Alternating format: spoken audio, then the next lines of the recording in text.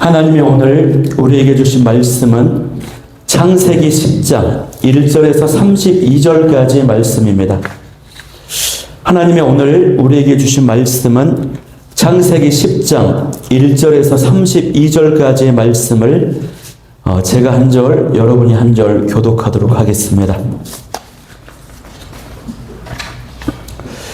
노아의 아들 셈과 함과 야벳의 족보는 이러하니라. 홍수 후에 그들이 아들들을 낳았으니 야벳의 아들이 고멜과 나발과 야왕과 두발과 메섹과 디라스요.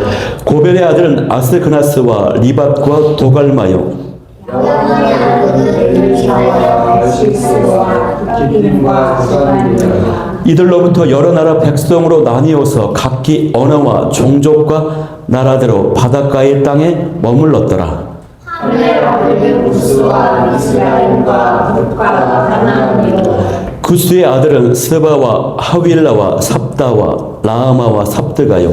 라마와 아들은 스바와 드단이며 구스가 또 니므롯을 낳았으니 그는 세상의 첫 용사라. 그가 여호와 앞에서 용감한 사냥꾼이 되었으므로 속담에 이르기를 아무는 여호와 앞에 니므롯같이 용감한 사냥꾼이로다 하더라.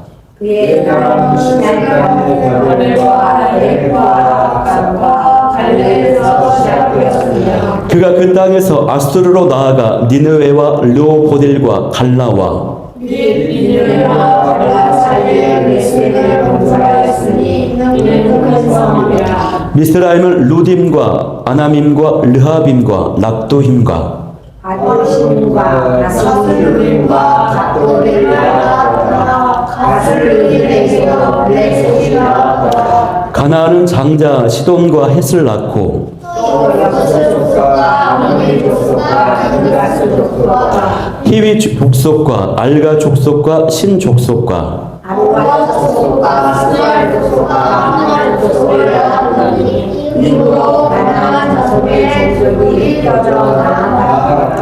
가나안의 경계는 시돈에서부터 그라를 지나 가사까지와 소돔과 고모라와 아드마와 스보임을 지나 라사까지였더라. 이들은 나의 자손이다.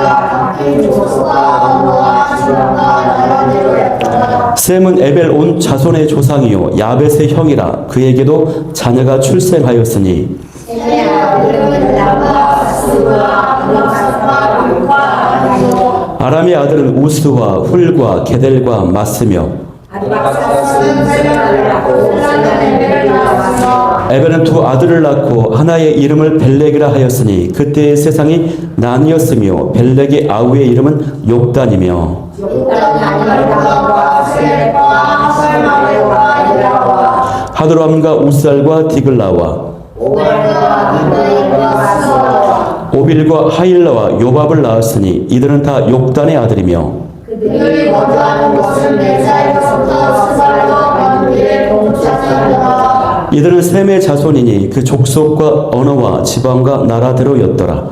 이들은 그 백성들의 족보에 따르면 노아 자손의 족속들이요 홍수 후에 이들에게서 그 땅의 백성들이 나뉘었더라.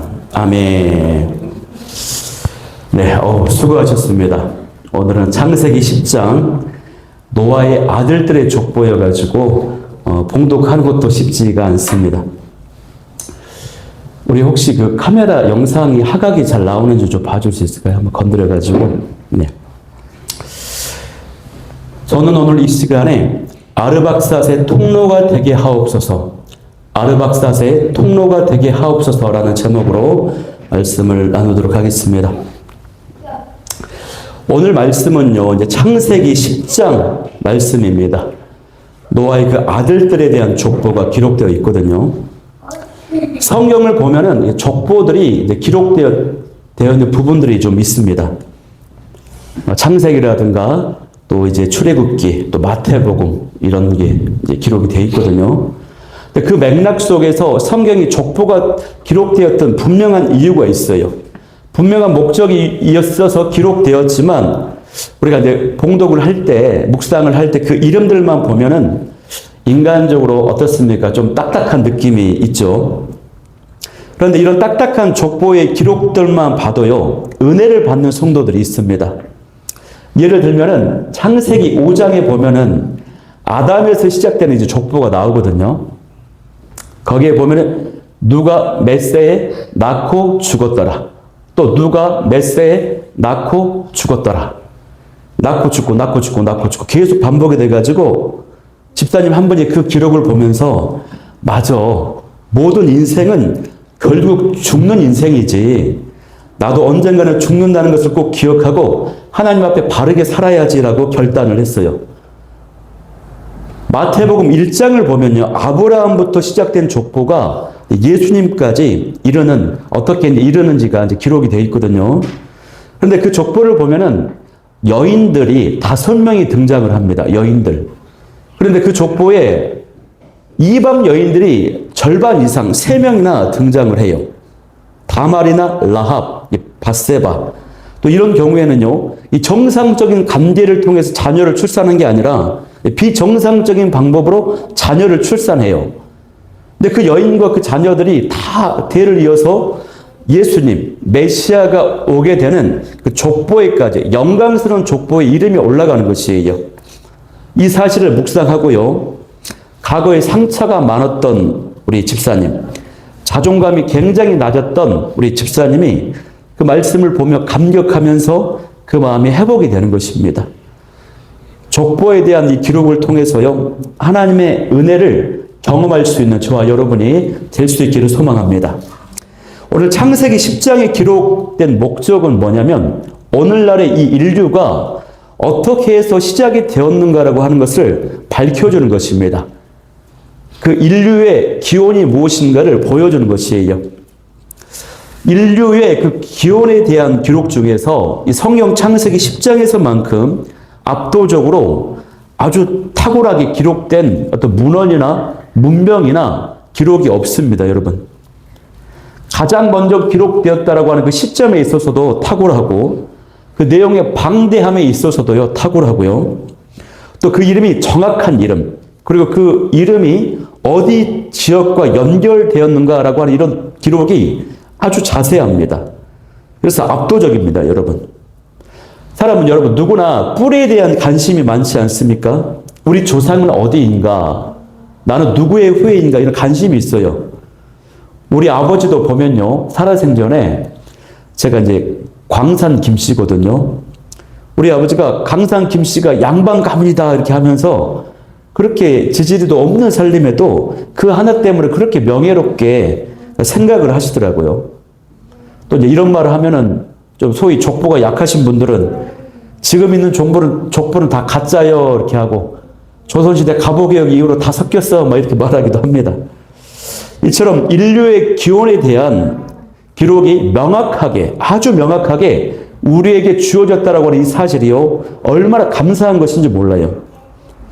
오늘 기록을 보면은 인류가 어떻게 시작해서 이 전 세계에 뻗어졌는가를 명확하게 알 수 있다라고 하는 것입니다. 자, 1절 말씀에 보면은 노아의 세 아들 셈, 함, 야벳의 족보가 이제 나옵니다. 셈, 함, 야벳의 족보. 그리고 홍수 이후에 이제 퍼져갔다라고 이제 돼 있거든요. 근데 오늘 10장에 나타난 이제 인원이 몇 명이냐면 총 70명입니다. 70명. 그래서 유대인들은 이 70이라고 하는 숫자를요, 어떻게 생각했냐면 공동체 전체를 대표하는 숫자라고 생각을 했어요. 그래서 유대인들이 그래서 이제 성경에 보면은 가나안에서 애굽으로 이주하는 야곱의 그 가족들의 숫자가 몇 명이었어요? 70명이었어요. 또 모세 시대 때에는요, 이스라엘을 대표하는 장로, 70인 장로가 있었습니다. 또 누가복음 이제 말씀에 보면은 10장을 보면은 예수님께서 전도대원으로 전도대를 몇 명 파송합니까? 70인 전도대를 파송합니다. 제가 우리 교회도 토요일날 전도를 하는 거 보니까 전도 인원이 딱 7명이더라고요. 저하고 우리 아내랑 구전목 집사님, 이현일 권사님, 박정규 집사님, 또 두 아들, 요셉이, 요한이 7명. 우리 하원이 하영이는 저기 부동산 밑에 바닥에 앉아갖고 삼각김밥 까먹고 있더라고. 이 제어하고 딱 7명. 우리 교회 전도대원도 10배로 늘어나서 70인 전도대가 될 줄 믿습니다. 그리고 이 복음서에 나오는 사내들인 공회원이요 70명입니다. 이렇듯 70명이라고 하는 숫자, 70이라고 하는 숫자는 전체 공동체와 함께 그 공동체를 대표하는 숫자입니다.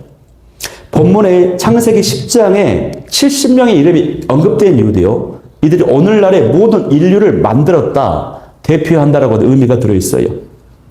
그리고 오늘 본문은 그 인류가 어떻게 해서 시작이 되었고 어떤 식으로 확장되었는지를 알려주지만 그보다 더 중요한 것은 뭐냐면 하나님이 선택하신 그 민족, 구원자를 보내는 통로로 삼으셨던 셈의 그 후손이 선택되지만 그 이전에 노아의 후손으로서 모든 민족이 다 연결되어 있다라고 하는 것을 보여주는 것이 셈의 통로를 통해서 셈의 후손을 통해서 구원자가 나오지만 셈 이전에 노아가 있었잖아요. 노아, 경건한 노아. 그렇기 때문에 모든 민족, 모든 사람들이 구원을 받아야 되는 대상이라고 하는 것을 보여주는 것이에요.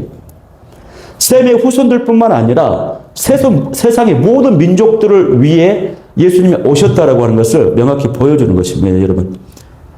그래서 야벳이나 함도 그의 후손들도 구원의 대상이 되어야 된다는 하는 것을 보여주는 것이거든요. 자, 그러면 이제 먼저 이제 야벳의 후손에 대해서 기록이 되어 있어요. 이제 2절에서 5절까지가 그 기록이거든요. 본문에 보면은 야벳에게는 아들이 몇 명이 있었습니까? 7명의 아들이 있어요. 그런데 그 7명의 아들들 중에서 두 아들, 고멜과 야완.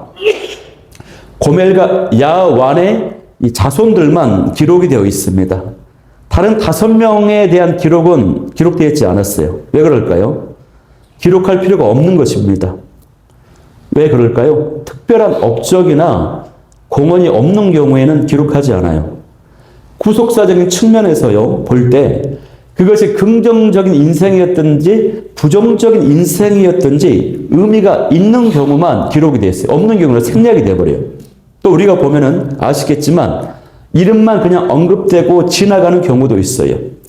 그 사람의 행적이 소개된 경우도 있어요. 이처럼 같은 인생이지만 그 사람의 삶의 모습에 따라서 평가가, 기록이, 중요도가 다르다고 하는 것이에요, 여러분. 여러분, 저와 여러분이 오늘 이 시간 함께 예배를 드리고 있잖아요. 예배를 드리고 같이 예배를 드리고 있지만 우리가 각자 하나님 앞에 섰을 때요, 하나님의 평가가 다르다라고 하는 것입니다. 나를 향한 평가, 여러분을 향한 평가가 각각 다르다라고 하는 것이에요. 뭔만 평가가 될까요? 이 땅에서 하나님을 기쁘시게만 했던, 하나님의 기쁨이 되기 위해서 행했던 그 모든 것들만 남게 된다라고 하는 것입니다. 주의 은혜가 있기를 소망해요. 자, 그러면 야벳의 자손들은요, 야벳의 자손들은 어느 땅에 진출을 했는가?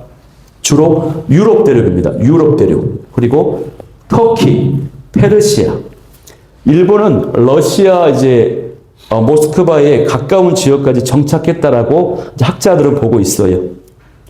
우리가 이제 모든 인물들을 살펴볼 수는 없고 여기서 먼저 눈여겨볼 인물은 뭐냐면 고멜입니다. 고멜은요, 어디에 또 나오냐면 에스겔서 38장 3절에서 6절 말씀에 나오는데 뭐라고 나와 있냐면요, 이 고멜의 후손들이 하나님을 대적하는 자들이 되었다라고 기록이 되어 있어요. 마지막 때에 하나님께 맞서선 세력이 된다라고 기록되어 있어요. 또 이 둘째 아들 마곡 역시도요, 어디에 기록되어 있냐면 에스겔서와 요한계시록에 마곡이라고 하는 이름이 나와요. 마곡도, 마곡의 후손도요, 마지막 때에 하나님을 대적하는 세력들로 나와요. 그래서 그 마지막 시대에 하나님으로부터 철저하게 심판을 받는다라고 하는 그 예언이 에스겔서와 계시록에 기록이 되어 있다고 하는 것입니다, 여러분. 이것이 참으로 안타까운 것입니다. 왜 그렇습니까? 여러분, 야벳의 뜻은요, 확장하다, 창대하다 이런 뜻이거든요. 하나님께서 그 이름처럼 야벳의 후손들이 아주 넓은 지역으로 함이라든가 셈보다도 함과 셈보다도 더 많은 지역에 넓게 확장되고 생육하고 번성하도록 축복하셨어요. 우리 지난주 9장에서도 살펴보았지만 현세의 축복을 야벳이 받았다라고 했잖아요. 그래서 하나님께서 엄청난 축복을 주시고 확장하게 하셨어요.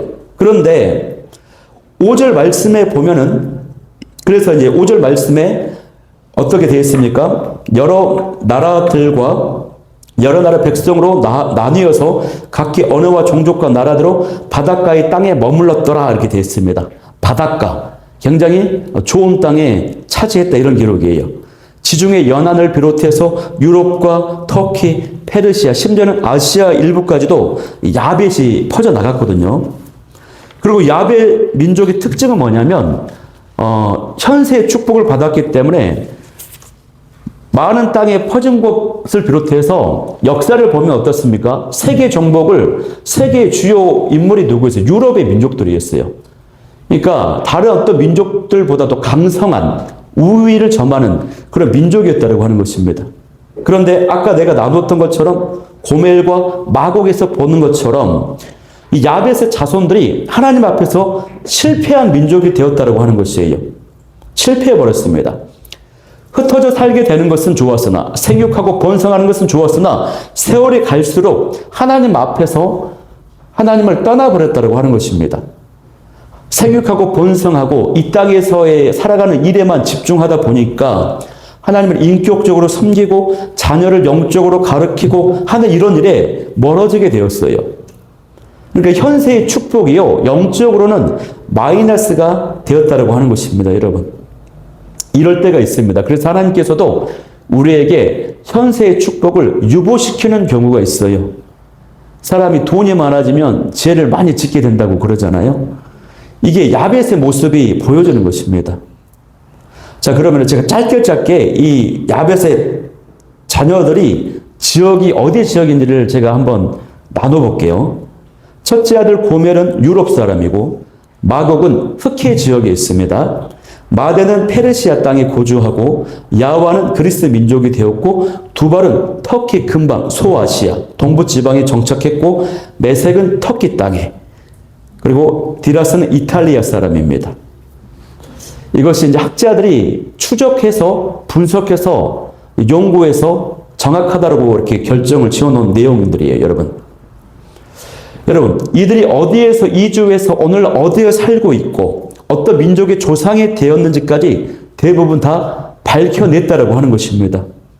그래서 우리가 이 성경의 말씀을, 이 기록을 단순히 어떤 문학 작품으로 혹은 소설로 생각해서는 안 된다라고 하는 것이에요. 이것은 역사적 사실이고 진리이고 하나님의 변함없는 말씀이라고 하는 사실입니다, 여러분.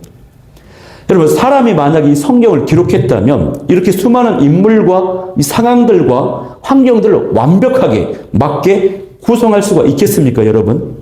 불가능한 것입니다, 이거는. 20대 청년이요, 교회에서 터키 단기 선교를 가게 되었어요. 지금은 이제 터키 이름이 튀르키예로 바뀌었습니다. 편의상 제가 터키라고 말합니다. 근데 그때가 어떨 때였냐면 코로나 팬데믹 기간이었대요. 코로나 팬데믹 기간이었기 때문에 단기 선교를 가려면 서약서를 받았대요, 교회에서. 어떤 서약서? 죽어도 좋다, 죽어도 괜찮다라고 하는 서약서를 썼대요. 담당 목사님이 그 청년에게 서약서를 딱 내밀면서 물었대요. 너 정말 죽어도 괜찮니? 라고 물었대요. 근데 그 청년이 이렇게 대답하는 거예요. 목사님, 저 죽기는 싫어요. 죽기는 싫은데요, 죽기 전에 해외여행은 딱 한 번 가보고 싶어요. 이렇게 말했다라고 하는 것이.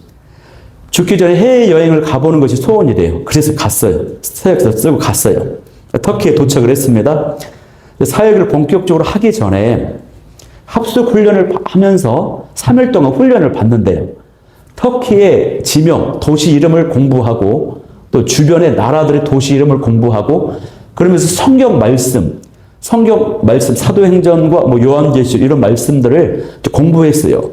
그런데 그걸 공부하면서 이 청년이 뒤집어져 버렸어요. 하나님을 만나버렸어요. 하나님을 만나게 된 결정적 계기가 뭐였냐면 터키에 와서 보니까 터키의 도시의 그 이름과 지명들이 성경에 나오는 곳곳에 나타난 그 지명과 정확하게 일치되었다고 하는 것을 이 친구가 발견한 것입니다. 그러면서 이 성경 말씀이 정말 사실이었구나, 하나님의 말씀이었고 진리였구나 하고 그때 뒤집어져 버린 거예요, 여러분. 여러분, 장로님들이 이스라엘 성지 순례를 가면 여행 가이드가 그 현장에서 구약 성경의 사건과 이 사건이 벌어진 지명이 이곳입니다라고 보여줍니다. 그 소개를 해주면 그 현장을 보면서 이 장로님들이 그렇게 은혜를 받고 이제 돌아온다고 합니다. 바라옵기는 저희들 나중에 한번 이스라엘 성지순례 한번 가봅시다. 그래서 우리가 이 성경 말씀을 제대로 알고 제대로 보게 되면요, 우리의 믿음이 깊어지는 것입니다.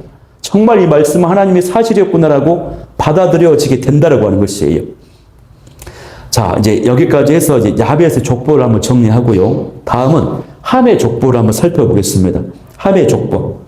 함의 족보는 6절에서 20절까지인데, 함의 자손들이 이렇게 생각하면 좋습니다. 아프리카 사람들, 그리고 가나안 사람들, 그리고 우리 같은 동양인들, 넓은 개념에서 함의 자손에 해당이 돼요. 그러니까 아프리카, 가나안, 그리고 아시아 사람, 이렇게 생각을 하면 됩니다. 우리가 이제 동양인이잖아요. 그래서 우리도 함 지파에 사실 가깝습니다. 어떤 분들은 우리 민족이 셈의 혈통이다 막 주장했던 분들이 있습니다. 근데 그거는 이제 사실 근거가 별로 없어요. 이제 이후에 26절에 보면은 셈의 후손 중에 욕단이 나와요. 욕단.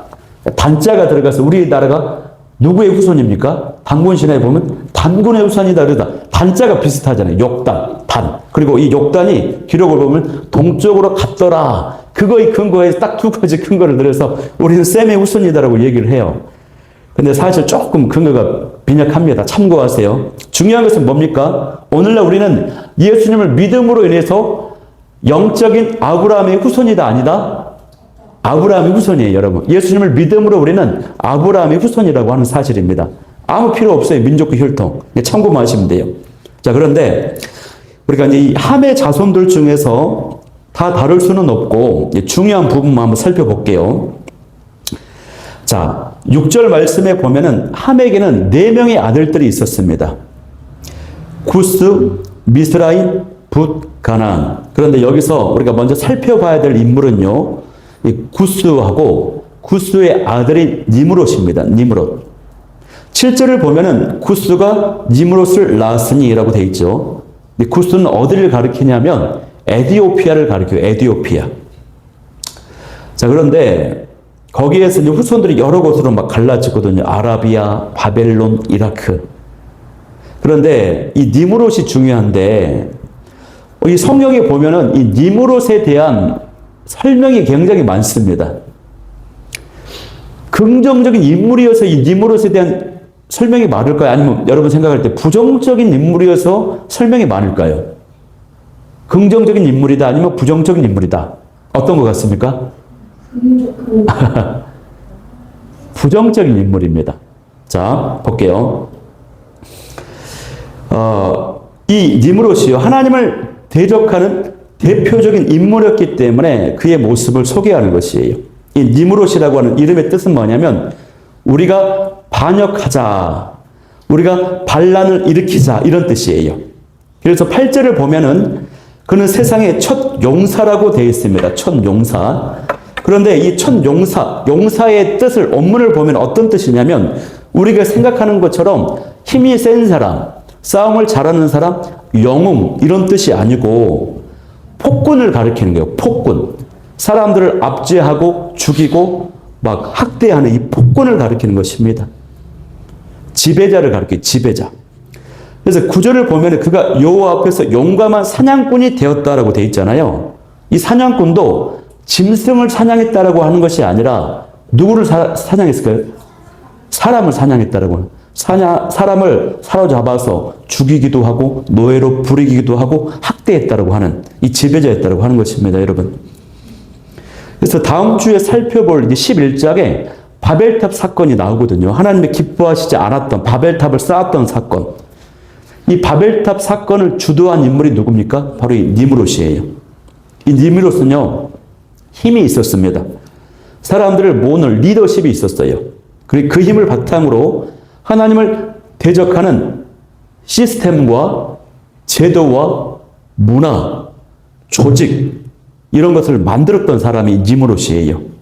그래서 10절에서 12절까지의 말씀을 보면은 여러 성읍과 나라들이 등장하는데 이 니무롯이 그 성읍들을 연합하고 하나 되게 해서 제국을 건설했다. 큰 성읍을 만들었다라고 하는 기록이 이제 나오는 것입니다, 여러분. 여기에 이제 누가 있어요? 바벨이 있어요. 바벨론 가르치죠. 나중에 바벨이 있고 또 아수르 제국이 또 있어요. 이 바벨은 계속해서 하나님을 대적하는 상징이 됩니다. 이 바벨론 제국이 이스라엘을 멸망시키고 성전을 파괴시킨 장본이 있지 않습니까? 계시록에도 보면 어떻습니까? 바벨론은 인류 최후의 악을 상징하는 모습으로 등장을 해요. 이처럼 니무롯은 하나님을 대적하는 세속적인 힘과 권력을 상징하는 인물이에요. 자, 함의 아들 중에 구스가 있었는데 구스의 아들이 니무롯이었는데 이 니무롯이 아주 악한 하나님을 대적하는 자손들, 민족이었다라고 확인했습니다. 다음으로 두 번째 우리가 살펴봐야 될 인물이 뭐냐면요. 함의 둘째 아들이 미스라임인데 이 미스라임이 누구냐면 바로 애굽을 가리키는 것입니다. 애굽. 미스라임의 후손이 애굽이 돼요. 이 애굽은 초기부터 발전된 문명을 이루었어요. 이것 때문에 미스라임 애굽은 많은 사람들에게 언제나 영향력을 미치는 민족이었습니다. 애굽이 누굽니까? 나라 이집트를 말하는 것입니다. 우리 자녀들 잘 아시죠? 애굽, 이집트. 자, 그런데 애굽뿐만이 아니라요. 이 미스라임 애굽의 아들들 중에 누가 나옵니까? 13절, 14절 보면은 누가 있습니까? 눈에 띄는 인물 나오죠. 블레셋이 나옵니다. 그들이 바로 미스라임의 아들인 가술루힘이라고 되어 있습니다. 가술루힘. 자, 함의 자녀들, 지금 대표적인 적대자들이 지금 계속 나오고 있습니다. 그리고 또 우리가 그냥 지나칠 수 없는 민족이 함의 넷째 아들이 누굽니까? 가나안입니다. 가나안. 이 가나안 사람들은 가나안 땅에 정착을 했습니다. 그 땅은 지금도 팔레스타인으로 불리어집니다. 15절부터 이제 가나안의 자손들의 이름이 쭉쭉쭉 나와요. 15절부터 보면은 시돈, 헷, 여부스, 아모리, 기르가스, 히. 그나마 우리가 이 이름들이 익숙합니까? 익숙하지 않습니까? 익숙해요. 왜 익숙해요?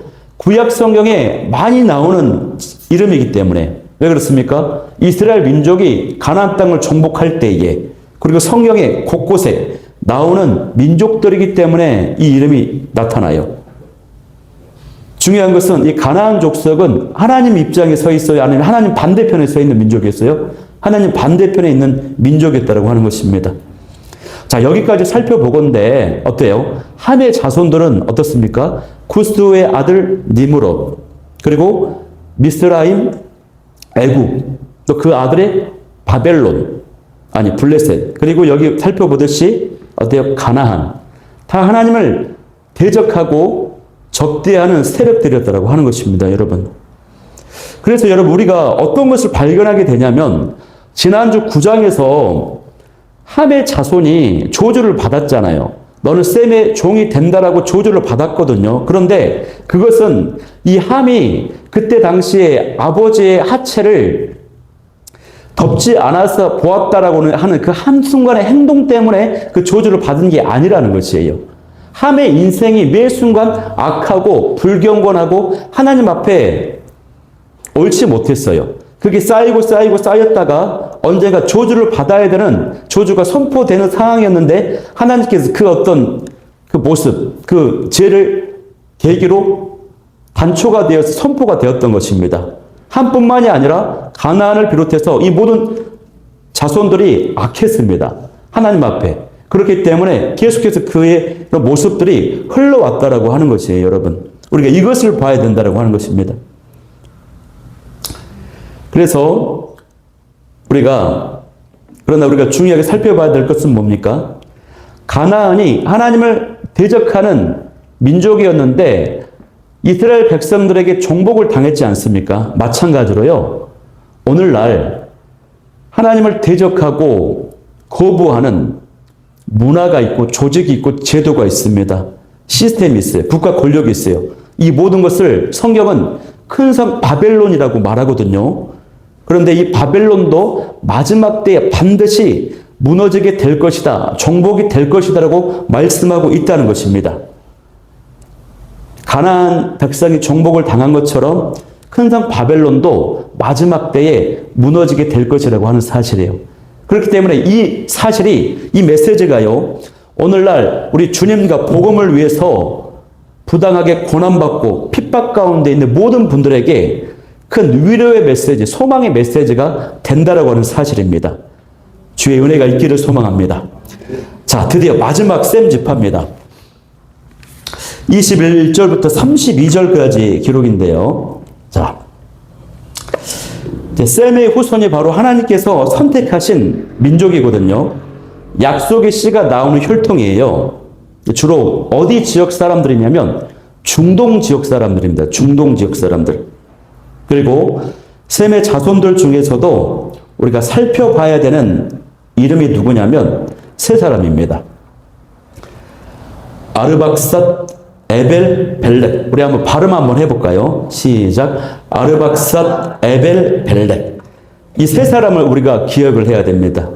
왜 그러냐면 아르박삿, 에벨, 벨렉 이 세 사람이 믿음의 조상인 아브라함의 직계 조상들이 되기 때문에 그래요. 가장 중요합니다. 자, 우리 24절, 25절 한번 읽어볼게요. 24절, 25절 시작. 아르박삿은 셀라를 낳고 셀라는 에벨을 낳았으며 에벨은 두 아들을 낳고 하나의 이름을 벨렉이라 하였으니 그때 세상이 나뉘었으며 벨렉의 아비의 이름은 욕단이며. 자, 우리가 이제까지 야벳의 족속은 하나님 앞에 실패했습니다. 현세 축복에 머물러가지고 이 함의 자손들은 아주 의도적으로 적대적인 하나님을 대적하는 민족들이었습니다. 자, 셈의 이제 후손들이 나오는데 셈의 많은 아들들이 있거든요. 근데 그 모든 아들들이 하나님 앞에 바로 선 게 아니라 그 아들들 중에서 아르박삿 이 가문만이 하나님 앞에 바로 섰다라고 하는 것이 여기에 우리가 주목해야 돼요. 아르박삿은요, 홍수 심판이 이루어진 다음에 이후에 2년 만에 이제 태어났습니다. 그래서 이 아르박삿은 어떤 의미가 있냐면 새로운 시대의 생명을 이어가는 상징성이 있어요. 열매. 심판 이후에 첫 열매다라고 하는 상징이 있는 것입니다. 그래서 셈의 다른 아들들 있잖아요. 셈의 다른 아들들. 엘람이라든가 아수르라든가 이름들이 있는데 이 엘람, 아수르는요, 나중에 큰 나라, 제국을 건설하거든요. 셈의 여러 아들들이 있지만 엘람과 아수르는 제국을 건설했어요. 그 제국 건설하는 데 집중했다라고 하는 거죠. 그러나 아르박삿은 나라를 건설하는 데 관심이 없었어요. 거기에 집중하지 않고 언약의 계보, 영적 계보를 이어가는 데 집중했다라고 하는 것입니다. 그래서 이 아르박삿이 아브라함의 조상이 되는 것이에요. 그래서 우리 부모님들이 이 아르박삿과 같은 언약의 계보, 영적 계보, 그 언약을, 영적 가문을 담은 세대로 흘러가는 축복이 있는 그 부모님들이 될 수 있기를 간절히 소망합니다. 자, 그 다음에요, 에벨이에요, 에벨. 자, 우리 에벨을 봐야 되는데, 에벨이, 히브리. 그래서 이 이스라엘 민족을 가리킬 때 히브리 민족이라고 하잖아요. 히브리 민족. 히브리 민족의 그 어원이 에벨에서 나왔습니다. 에벨. 자, 히브리라고 하는 뜻은 어떤 뜻이냐면 강을 건너서 왔다라고 하는 뜻이에요. 강을 건너서 온 자. 그런데 아브라함이 우리 민족의 조상이잖아요. 믿음의 조상인데 아브라함이 메소포타미아, 우상 숭배가 가득한 그 나라인 메소포타미아에서 살았어요. 갈대아 우르. 그런데 거기에서 하나님의 지시를 받고 이제 가나안 땅으로 들어옵니다. 그러면 중간에 어떤 강이 있습니까? 요단강이 있어요. 그 요단강을 건너서 이제 들어와요. 그래서 당시에 이 아브라함 가문이 들어올 때 당시 그 원주민들이 가나안 원주민들 이 아브라함을 보면서 뭐라고 합니까? 아, 히브리 사람 아브라함, 강을 건너온 사람이다라고 얘기를 했어요. 자, 그래서 이 히브리, 강을 건너온 사람이라고 하는 뜻은요, 어떤 뜻이 있냐면 아브라함의 조상인 에벨을 가리키는 뜻이기도 하지만 동시에 강을 건너온 민족이라고 하는 것입니다. 자, 에벨은요, 바벨탑의 반역 속에 있을 때 스스로를 분리해서 이제 건너편에 섰던 사람이에요. 자, 12장, 우리가 이제 10장 보고 이제 다음 주 11장 볼 건데 11장에 바벨탑 사건이 나오거든요. 그런데 지금 이 바벨탑 사건은 이 생육 번성이 끝나고 바벨탑 사건이 벌어진 것이 아니라 이 생육하고 번성하고 이 족보가 내려오는 그 중간에 이 바벨탑 사건이 그 안에 들어있는 것입니다. 이해되시죠? 그래서 전승에 의하면, 기록에 의하면요, 니므롯이 아까 바벨탑 사건을 주도했다고 했잖아요. 니므롯이 힘이 많고 권세가 있어요. 그래가지고 많은 종족들에게 인력을 총동원하라 명령했어요. 그때 이 에벨이, 이 아르박삿의 후손인 아들인 에벨이 나는 그렇게 할 수 없다. 하나님 여호와를 대적하는 일에 함께할 수 없다 하면서 거부해서 신앙을 지켰다라고 하는 기록, 그 전승이 성경에는 나와 있지 않지만 전승에, 유대인의 전승에 기록이 되어 있다는 것이에요. 그러니까 강을 건너왔다. 건너와서 아브라함이 하나님 말씀에 순종해서 하나님 편에 선 것입니다. 강을 건너왔다고 하는 것은. 그리고 이 에벨도 바벨탑을 만드는데 참여하지 않고 구별되어서 함께하지 않았다라고 하는 거. 히브리의 뜻이 뭐예요? 그러니까 구별되었다라고 하는 거. 이해되시죠? 하나님 편에 섰다라고 하는 거. 그리고 나그네 인생이다. 이런 뜻도 있어요. 강을 건너와서 이동한 나그네 인생. 굉장히 아름다운 의미가 들어있죠. 자, 그래서 이 에벨이 너무나도 중요한 인물이기 때문에 21절 말씀에 보면은 뭐라고 기록되어 있습니까? 21절에 셈은 에벨 온 자손의 조송이요 야벳의 형이라 그에게도 자녀가 출생하였으니. 자, 셈에 관한 기록이 21절부터 기록이 돼요. 이 에벨이 셈의 아들이 아닙니다. 이후에 쭉쭉 나와요. 근데 바로 21절에 셈에 관한 기록을 하기 전에 스타트 할 때부터 이 에벨에 관한 이야기를 하는 것입니다. 셈은 에벨 온 자손의 조상이다라고 말을 해주고 있어요. 에벨은 셈의 후손이지만 조금 뒤에 나오거든요. 그런데도 가장 먼저 특별히 명시적으로 기록하고 있다라고 하는 것입니다. 이것은 무엇을 보여줍니까? 에벨의 후손을 통해서 아브라함이 직계 조상으로 나오는데 이 아브라함이라고 하는 인물이 갑자기 나타난 인물이 아니라는 것입니다, 여러분.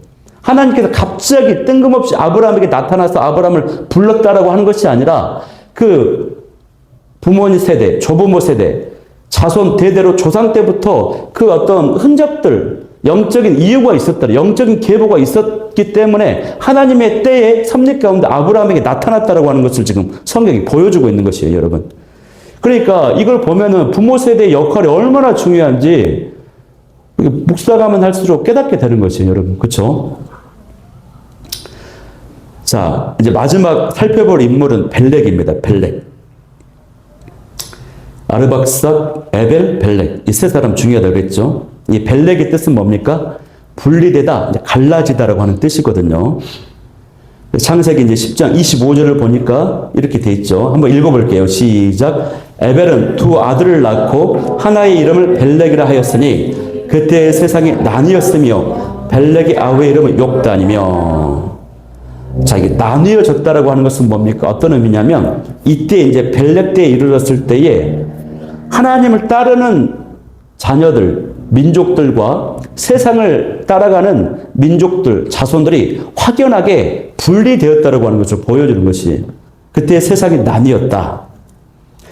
벨렉의 때에 세상이 나뉘어졌다라고 하는 것은 바벨탑 사건 때문에 언어와 민족이 나뉘었다라고 하는 것인데 벨렉의 아버지인 에벨이요 바벨탑 사건 때문에 모든 민족이 확 갈라지는 것을 보고 충격을 받았어요. 그래가지고 그 사건을 기억하기 위해서 하나님께서 하나님의 뜻에 맞지 않는 일을 사람들이 모아서 벌일 때 하나님이 가르게 하시구나. 이 사건을 경험하고 충격을 받고 자기 아들 이름을 이제 벨렉이라고 지었다라고 이제 봅니다, 학자들은.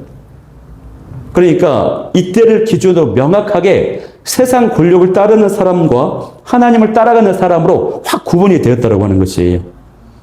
그렇게 나누어지고 구별되어지면서 메시아, 구원자, 예수님의 오시는 그 길, 그 민족, 그 혈통도 점점점 좁아지면서 특정되어지는 것입니다. 그 좁아진 길 중에서 하나님께서는 벨렉의 후손인 아브라함을 이 민족의 조상으로 선택하셨다라고 하는 것이에요. 그래서 우리가 이 창세기 10장을 보면서 인류가 한 뿌리에서 시작이 되었지만 오랜 시간을 지나오면서 하나님을 대적하는 민족이 나온 반면에 하나님을 끝까지 경외하며 따라가려고 애썼던 가문이 있었음을 우리가 보았습니다. 결국 하나님은 그 가문, 영적인 가문을 선택하셔서 인류 구원의 그 뜻을 이루십니다, 여러분. 그래서 하나님은요, 온 세상에 어떤 힘 있는 자나 어떤 영웅, 이런 권세 있는 자를 주목하시기보다도 하나님의 약속을 묵묵히 이어가는 남은 자들에게 주목하시고 그들을 통해서 구원의 역사를 써내려 가신다라고 하는 것을 보여주고 있습니다, 여러분. 저와 여러분은 어떻습니까? 진짜입니까? 가짜입니까? 이렇게 했어도요, 여러분, 이스라엘이 실패했거든요. 바라옵기는 저와 우리 가정은, 우리 자녀들은 영적으로 실패하지 않게 되기를 간절히 소망합니다. 그래서 오늘 이 창세기 10장 족보 이야기였기 때문에 좀 쉽지 않았을 수도 있겠지만 저도 이제 말씀을 준비하기 좀 쉽지는 않더라고요. 그래서 이 말씀 붙잡고 기도할 때 우리가 아르박삿의 통로가 되게 해달라고 기도하길 소망합니다. 자, 우리 말씀 붙잡고 기도할 때 세 가지 기도 제목입니다. 첫 번째, 세상 성공에 매이느라 하나님과 멀어져 있는 어리석음을 범하지 않게 하여 주옵소서. 두 번째는 세상의 그 거센 흐름 속에서도 구별된 성도로서 성도의 그 정체성을 지키며 살아가게 도와주옵소서.